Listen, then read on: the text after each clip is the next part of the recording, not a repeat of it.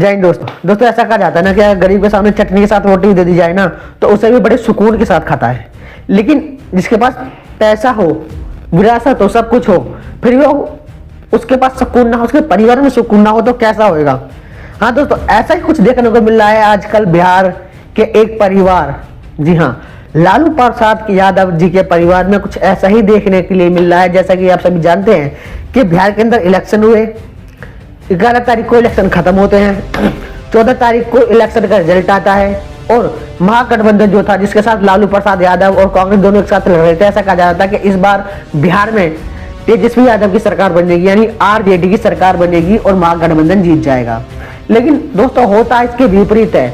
जीत कौन जाता है दोस्तों? जीत जाता है एनडीए यानी जेडीयू, नीतीश कुमार यादव जी की पार्टी जीत जाती है कड़े बहुमत से, जिसमें बीजेपी को मिलते हैं 90+ वोट और जेडीयू को मिलते हैं 80+ वोट। और इसके कारण दोस्तों जो एनडीए का जो गठबंधन था उसमें टोटल 202 सीटों के साथ जीतता है एनडीए, और जो एमजीबी था, महागठबंधन था, वह खाली 30 से 35 सीटों पर आकर बिखर जाता है। जिसके बाद इनके घर के अंदर कलेश शुरू होना चालू होता है और कहा जाता है कि इसका मुख्य आरोपी कौन है, किस कारण से यह आरजेडी या महागठबंधन कांग्रेस पार्टी चुनाव हार गई है। दोस्तों ऐसा कहा जाता है राहुल प्रसाद यादव जिसके साथ होते हैं ना उसका बेटा गर्वी हो जाता है, और ऐसा हुआ बिहार के चुनाव में, जहां दोनों पार्टी कह रहे थे कि इस बार हम अपनी सरकार बनाएंगे, महागठबंधन बिहार के अंदर आएगा। दोस्तों वह दूर दूर तक उसका नाम नहीं रहा, बाजी मार के चला गया एनडीए। और जैसे ही बिहार में इलेक्शन का रिजल्ट आया, यादव परिवार के अंदर कलेश चालू हो जाता है। जिम्मेदारी रखी जाती है कि इस हार का जिम्मेदार कौन है। तो दोस्तों उस वक्त बोलते हैं लालू प्रसाद यादव की छोटी बेटी रोहिणी यादव बोलती है कि इसका जो जिम्मेदार है वह है संजय यादव। जैसे ही रोहिणी यादव यह नाम लेती है संजय यादव का, जो लालू प्रसाद यादव जी के जो छोटे बेटे होते हैं तेजस्वी यादव, वह भड़क जाते हैं। वो कहते हैं कि आप इनका नाम क्यों ले रहे हो।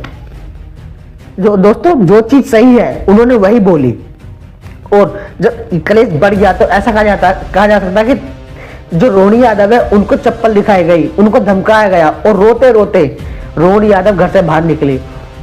उनका कहना था मीडिया के सामने कि मैं एक अपनी माँ को रोते छोड़ के आई हूँ, एक घर के अंदर एक बेटी, एक पिता को रोते हुए छोड़ के आई हूँ, अपना परिवार पूरा छोड़ के जा रही हूँ, और रोते रोते हुए निकल गई। कुछ न्यूज रिपोर्टर ने एयरपोर्ट पर उनसे पूछा, उन्होंने फिर भी यही जवाब दिया कि जिसकी गलती है वो तो अपनी गलती मान नहीं रहा।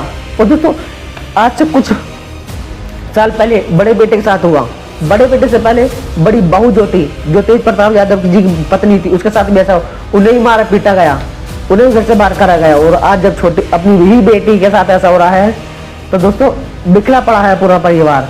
कहते हैं ना संजय यादव जो घर का कोई सदस्य नहीं है, किसी का कुछ लेना देना नहीं है राजनीति से, एक दोस्त बना, दोस्ती के नाते सरकार में आया अपने दोस्त के साथ, तेजस्वी यादव जी के दोस्त उनके साथ पढ़ाई लिखाई करी थी और उनके घनिष्ठ मित्र हैं।